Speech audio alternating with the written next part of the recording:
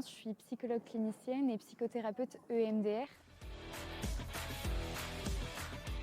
Et après quelques années en réanimation, j'ai ouvert mon cabinet en libéral et c'est donc vraiment au cœur de ma pratique que je me suis posé cette question. Mais finalement, de quoi parle-t-on quand on parle de psychisme? Qu'est-ce que c'est?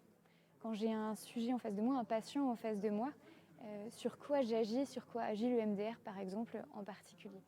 C'est une question qui m'est aussi venue de nombreux échanges avec des collègues psychologues qui peuvent utiliser un vocabulaire différent du mien, mais finalement, émotion, cognition, sensation, pareil, encore une fois, de quoi parle-t-on? Si l'on reprend l'histoire de la psychologie, on voit bien distinctement qu'elle naît de la philosophie d'abord et puis va se rendre autonome, notamment en s'appropriant la démarche expérimentale, la méthodologie expérimentale, qui de fait s'avère bonne et efficace. Pour autant, il serait intéressant de faire revenir la philosophie dans le champ de la psychologie comme discipline mère de celle-ci. N'est-ce pas? Oui, oui, alors j'interviendrai pour ma part, Michel Boyancé, donc professeur à l'IPC en philosophie, j'interviendrai en tant que philosophe pour revisiter les racines de la psychologie qui sont liées à la philosophie et pour en même temps donner un point de vue complémentaire, non pas opposé, mais complémentaire sur l'être humain, la psyché humaine, l'esprit humain, l'âme humaine, le corps humain, toutes choses qui sont aussi relatives à une vieille tradition philosophique qui incluait à son époque une perspective qu'on appellerait aujourd'hui psychologique.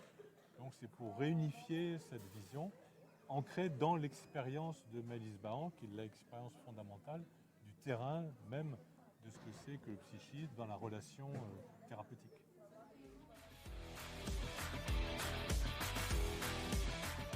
Avant toute chose, l'enjeu principal est l'efficacité de la psychothérapie.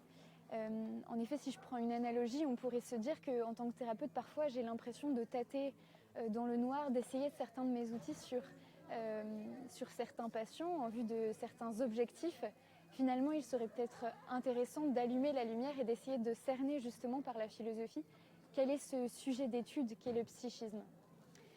En langage peut-être plus psychologique, je traduirais cela ainsi, c'est de rentrer dans une réelle approche intégrative, c'est-à-dire de ne pas vouloir comme superposer les approches, mais de réellement les intégrer, voilà, en un tout cohérent en vue de l'efficacité de la thérapie.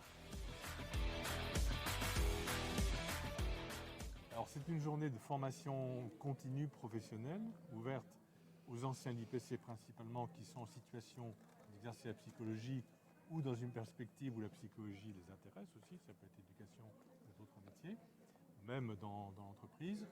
Une journée où il y aura un dialogue entre philosophie et psychologie quant aux questions de terrain.